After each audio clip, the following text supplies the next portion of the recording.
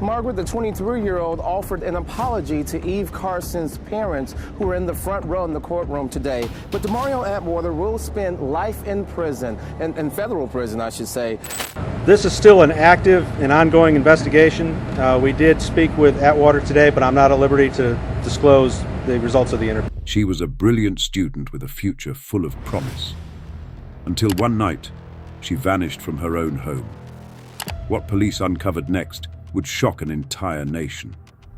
A college student vanished from her home in the middle of the night, leaving no trace behind. Police launched a search, and soon, a disturbing story began to surface. The Athens, Georgia native was found dead in the middle of a street in Chapel Hill, not far from the university's campus. We've been circulating these photos among area law enforcement as well as federal and state law enforcement agencies, and started doing this just before lunchtime yesterday. In the 2008 murder of Eve Carson back in May. Today, he found out just how long he will spend in prison for his part in the kidnapping death of UNC. Eve Carson was born on November 19, 1985, in Athens, Georgia. From a young age, she stood out for her drive and focus. In high school, she served as vice president of the student council, volunteered at shelters, worked as a congressional page, and even joined STEM cell research projects, all while keeping excellent grades. She later attended the University of North Carolina, double majoring in political science and biology. Her strong academic record earned her a major scholarship. On campus, she quickly became a respected leader, staying active in student groups, teaching science to children, and volunteering abroad in places like Ecuador, Cuba, and Egypt. Eve was admired for her ambition and generosity, with a promising future already lined up. By early 2008, she was 22 years old and living with friends near campus. On March 5th, around 1:30 a.m., her roommates left for a party, inviting her to join. Eve stayed behind to study. When her friends returned at 4:30 a.m., something felt wrong. The front door was open, the lights were still on, but Eve and her car were gone. At first, they thought she had stepped out unexpectedly. But by the next day, when she still hadn't returned, one friend contacted police. Investigators then shared chilling news. That morning, officers had found the body of a young woman about a mile away. A friend confirmed it was Eve. She had been shot multiple times with no ID, phone, or belongings on her. Detectives built a timeline.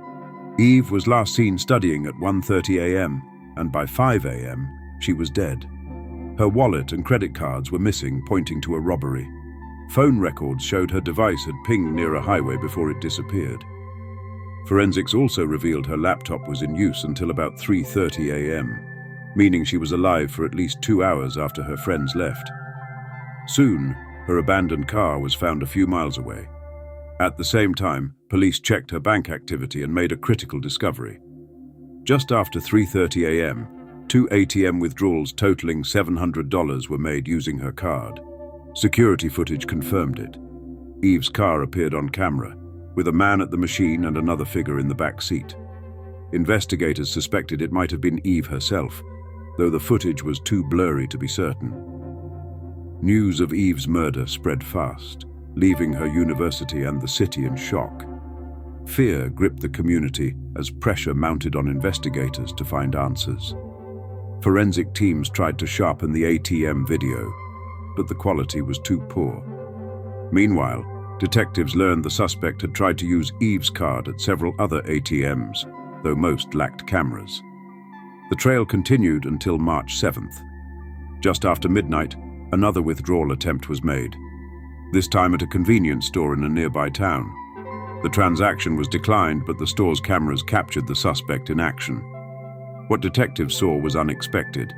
The person in this footage was not the same man from the first ATM video. This raised a new possibility.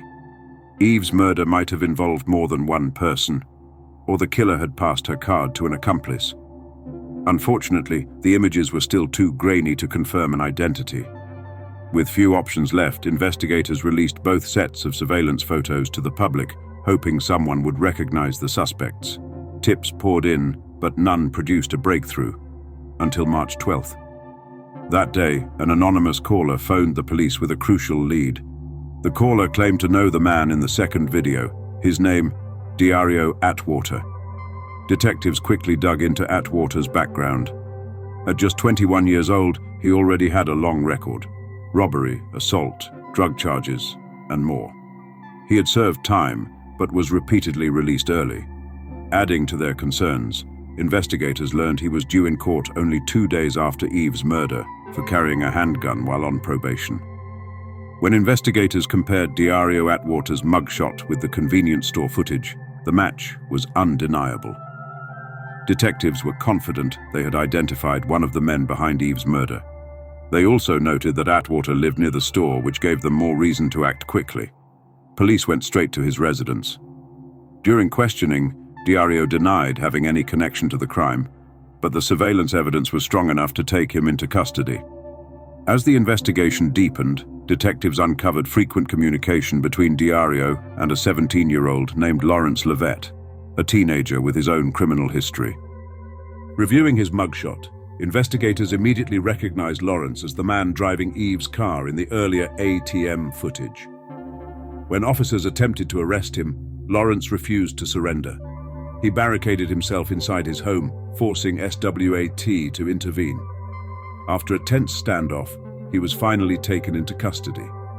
Like Diario, he denied any involvement. Both suspects were charged and held while awaiting trial. With neither willing to cooperate, detectives relied on other evidence to build their case. Cell phone records soon provided a crucial lead. On the night Eve disappeared, both suspects' phones connected to a tower near her neighborhood, despite them living in another city. This confirmed they were in the area at the exact time of the crime. Investigators pieced together what had likely happened. Diario and Lawrence weren't targeting Eve specifically. They were simply out looking for someone to rob. Spotting her alone that night, they broke into her home and forced her into her own car. At gunpoint, they drove her to several ATMs, making withdrawals until they reached the $700 daily limit. Once the money was gone, the pair took Eve to a secluded area on the edge of town. There, they shot her multiple times before leaving her body behind. Given the brutality of the crime, prosecutors announced they would seek the death penalty for Diario. Lawrence's case was different. As a minor, the harshest punishment he faced was life in prison. Still, prosecutors knew their case wasn't airtight. To strengthen it, they offered Diario a deal: confess, and they would remove the death penalty from consideration. Diario accepted. In his statement, he revealed chilling details. Lawrence had called him that night, suggesting they rob someone near the university for quick money. While driving around, they spotted Eve through her window and decided she would be their target. Armed with guns, they forced their way inside, abducted her, and made her drive to multiple ATMs. Throughout the ordeal, Eve begged for her life, promising she wouldn't tell anyone if they let her go. But according to Diario, they decided she couldn't be allowed to live because she had seen their faces. Neither man ever bothered to wear a mask. He admitted that after forcing Eve to a deserted street, both men opened fire, ending her life. But before those final moments, Eve made one last heartbreaking request. She asked them to pray with her. Instead of showing compassion, they silenced her with bullets. In April 2010, 2 years after the crime, Diario Atwater was found guilty. Because of his plea deal, he avoided the death penalty and was sentenced to life in prison plus 30 additional years. In court, he turned to Eve's parents, apologized, and admitted he deserved the punishment. Lawrence Levette, however, refused to plead guilty. His trial began in December 2011. Despite his attorney's defense, Diario's confession, and the overwhelming evidence left no doubt, Lawrence was convicted and sentenced to life in prison. But his legal battle insisted he wasn't the monster people believed him to be. Yet, his lack of genuine remorse was clear, and once again he was sentenced to life behind bars. Investigators also suspected Lawrence in another eerily similar case from January 2008. A 29-year-old student had been killed in his apartment, followed by ATM withdrawals using his account.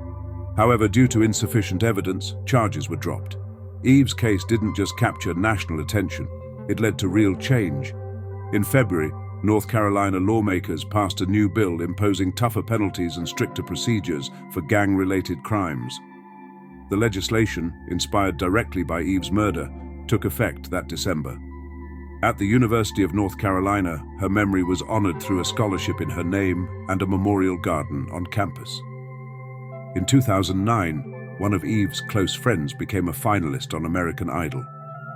On stage, he revealed that Eve's death had given him the courage to chase his dream, something he admitted he never would have done without her influence. Eve Carson's story is one of promise, tragedy, and lasting legacy.